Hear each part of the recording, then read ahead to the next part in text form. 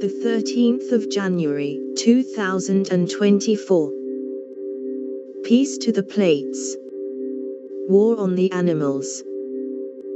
Humanism has elevated humanity above its natural condition, but our relationship to animals remains in a state of war. The legally sanctioned slaughtering machine now operates globally, with the poultry industry in particular wielding huge market power. The post Peace to the plates.